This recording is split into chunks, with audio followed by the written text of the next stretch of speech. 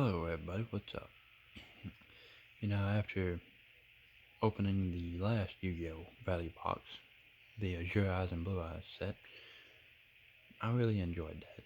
So I decided I'd do deck lists. And because of the Noble Knight playmat, I'd start off with my Noble Knight deck list. Hope you guys enjoy. If you do, hit that thumbs up. Subscribe if you haven't just yet. And let's jump into this. Main card you want right there, honest, and you will preferably want to run 3 of them. Reason being, most of these are all light monsters for the most part, so it would really benefit you if the only hand trap you run would be these. That's just my preference though. You can run whatever you like, however you like, but that always comes in handy for me. For the next set of 3, Merlin, always. You tribute him, special summon 1 from the deck, and when you do, you can either immediately banish him from grave and synchro summon, or you can XC summon. Nice card. You definitely want 3 of him in. And everything else is mostly 2 at this point. Noble Knight Brothers. Not a bad card. 4-star. Another light monster. 2400 defense. So he's definitely trouble to have to get around. Your opponent's gonna have fun getting around him. Next is Noble Knight Gawain. A light normal monster. If you control one, special summon him from hand in defense position. But usually, most monsters, if not all of them, are level 4. If you control one, you can special summon him. It doesn't matter, even with the 500 very small, tiny defense. You're gonna go into your XC monsters. Plain and simple. Usually. So I wouldn't worry about the 500 defense. Next we have Noble Knight Major. Personally one of my favorite Noble Knights in this set. I really like his art style out of all of them. Now most of these are also treated as normal monsters while face up on the field, until they get equipped with a Noble Arms spell card. Then their effects kick off. So he would become a dark attribute, and his level increased by 1, making him level 5. Once per turn, if you controlled nothing else, you can special summon a Noble monster from your deck in defense position, except him, and you can destroy an equipped spell card you control. So, he's pretty nice as well. I've actually debated on whether I want to run, if I want to stay at 2 on him, or bump it up to 3. I haven't played this deck in a good minute. Actually, this is just from when I played it last. Next we have Lady of the Lake. We have 2 of her, and reason being, tuner. She's our main tuner for this deck, if you want to go into your synchro plays.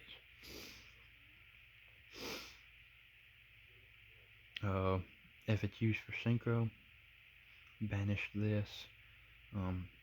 Can only be used for warrior type synchro monsters.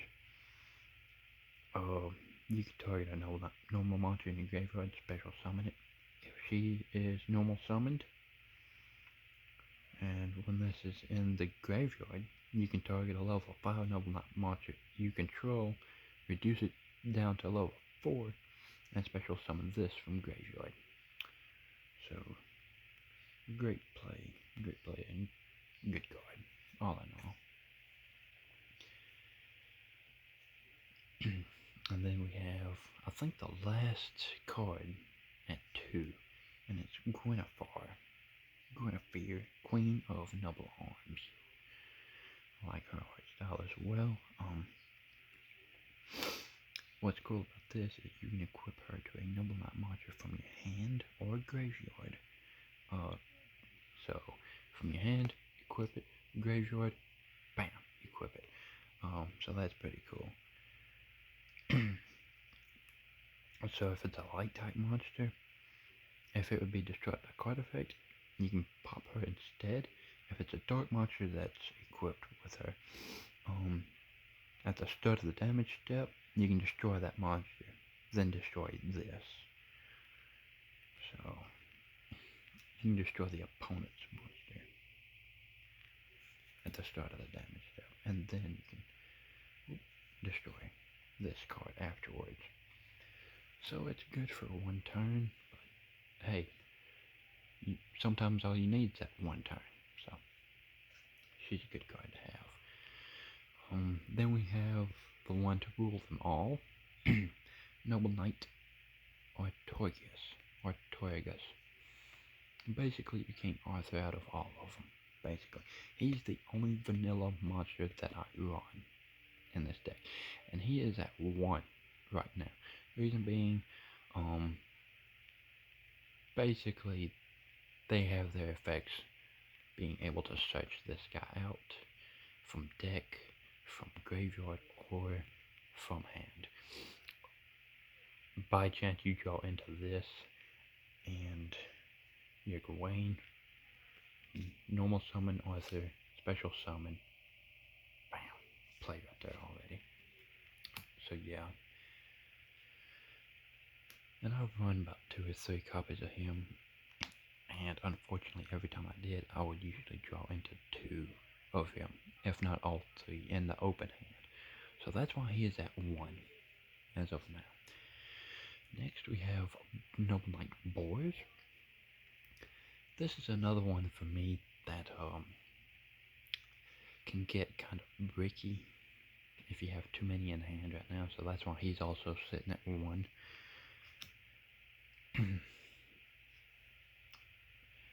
Then we have a Noble Knight Yvain.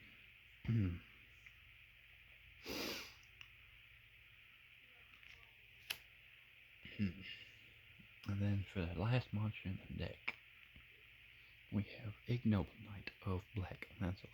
He's our other dark monster, and he is our level 5. So you can send a Face of Light normal monster, or one that's not equipped with a Noble Arms card. Special summon this from hand or graveyard. Tribute a Noble Knight monster, add a Noble Arms card from deck to hand.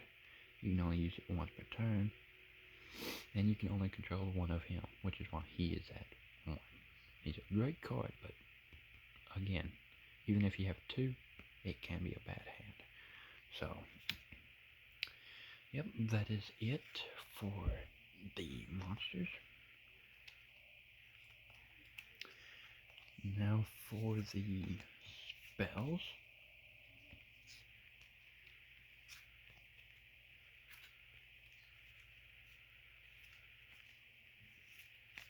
In a second. Alrighty. Let's see here. So we have Glory of the Noble Knights, which I think I'm running 2 of most all these spells, just 2. Quick play. Target a Noble Knight monster you control. Equip it with 1 equip spell from deck that can equip to that target. You can only activate this once per turn, but it's a quick play, and it's basically a free search of any equip spell for any monster that you have on field. So that one is at 2. Next we have the Heritage of the Chalice. You can add a Knight or Arms card from deck or graveyard to your hand. if they're destroyed by battle and sent to the graveyard. While this card's in the graveyard, you can add this actually back to your hand, but you can only use one of the effects per turn. So that's why I'm actually kind of debating on keeping 2 in here, or maybe dropping 1. You know, that one's also kind of another if. And then I think everything, most of these are just going to be spells. Noble Arms, I'll go over real quick. Clarent, that's at 2. I keep most of my equip spells at 2. Noble Arms of Destiny.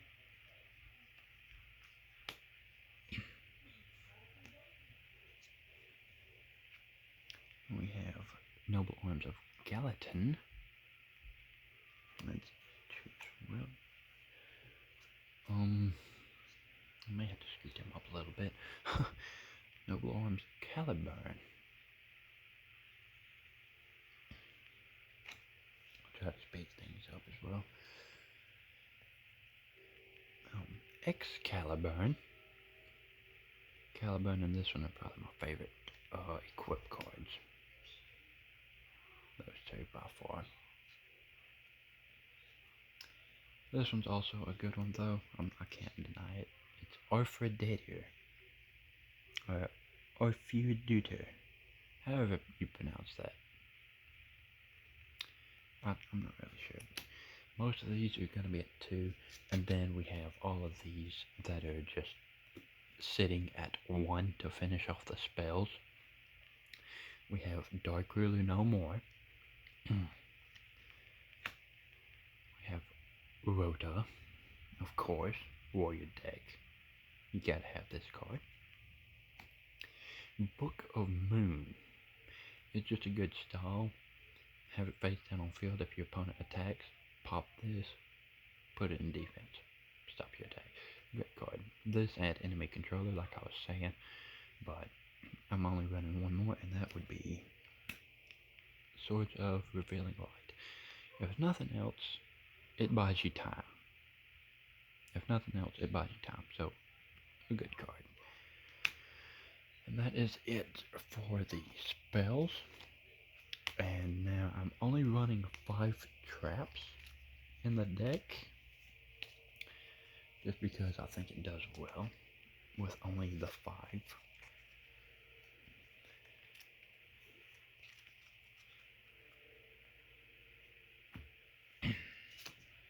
And they're only 1 copy of each. So we have Until Noble Arms are needed once again. Not too bad. We have Dimensional Prison.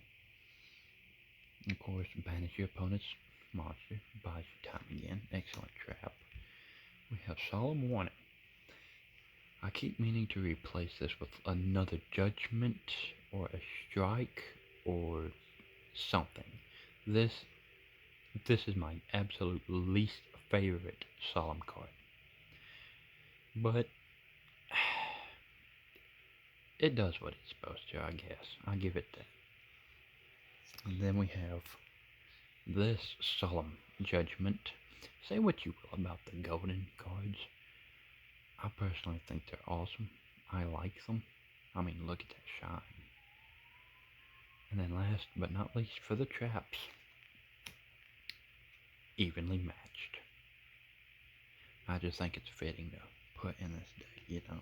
So, that is it for the traps in the deck. That's actually it for the main deck. Now go to the extra deck.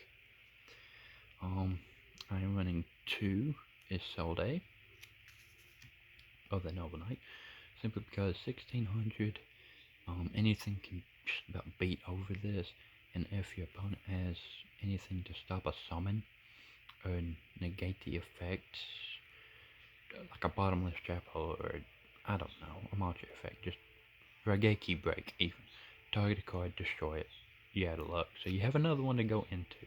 I always like running 2, usually of extra deck monsters, some extra deck monsters, and this one plays excellent. 2 copies plays excellent in this deck.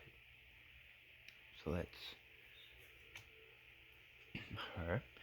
Now I only play 1 copy of Ignoble Knight of High Lancelin. I think you can see the name better on that. Only play 1 copy of him because it's kind of hard to synco into him at times. It can be. And of course, you can only control 1 of him as well. So there's no point in filling up my extra deck with multiple copies of him. I do run 2 copies of Artorigus, King of the Noble Knights. 2 of the level 4 Artorigus. Let me go back and say, because we also have 2 of the level 5 Artorigus, the Sacred Noble Knight. We also have 2 of him in his, which I just like running duplicates. A Sacred Noble Knight of King Custinin. Again, mostly for the defense. A great 4-star card. A great rank 4 with defense.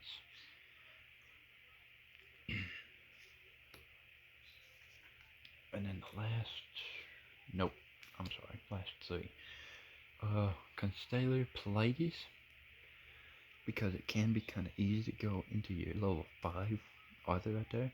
Or some of the other equipped monsters that can become level 5 when you equip noble arm cards to them. So getting into him shouldn't be too difficult. I don't think I've played this deck since I've added him in. I always thought it was a good idea, but I don't think I've played it since I've made slight adjustments.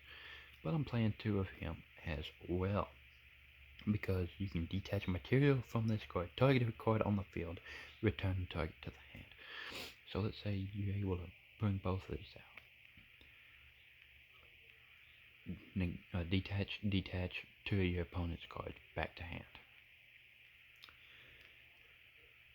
I actually had to come across that in Legacy of the Duelist recently, and that was not fun to deal with. Not fun to deal with at all. And then we have Star Liege Paladinamo. That's a fairly good card. I like it. And then for our last extra deck monster, I'll give you a couple seconds to guess what it might be.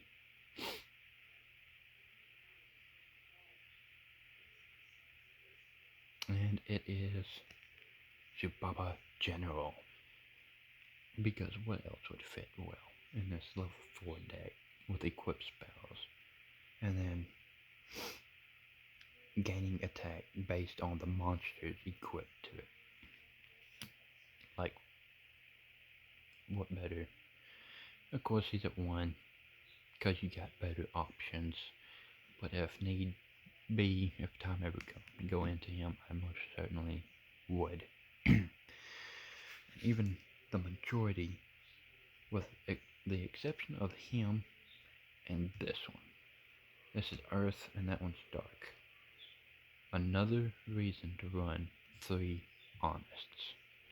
The perfect hand trap for this deck. The only hand trap I would recommend. Because you don't want a clogged hand full of traps and no monsters that you can't work with and try to build a field with. But that is my build of the Noble Knights. Drop some comments down below. Let me know what you would change. Let me know how differently you would run it. Maybe give me some ideas to work with. Like, what other cards would you maybe throw my way and say, hey, try this out with it? I will. I'm open to suggestions, because I want to get back to playing again. Haven't done that in a while either, so I want to get back to doing that. And this was definitely one of my favorite decks to work with for the longest. I love the history of Merlin and the Knights. I love the swords, their equipped spells. I just absolutely love it. And so I guess that's why it was my favorite deck. Just because of the history of them. I don't know. But if you enjoyed, leave a like, thumbs up, subscribe, and I will see y'all in another video. See y'all.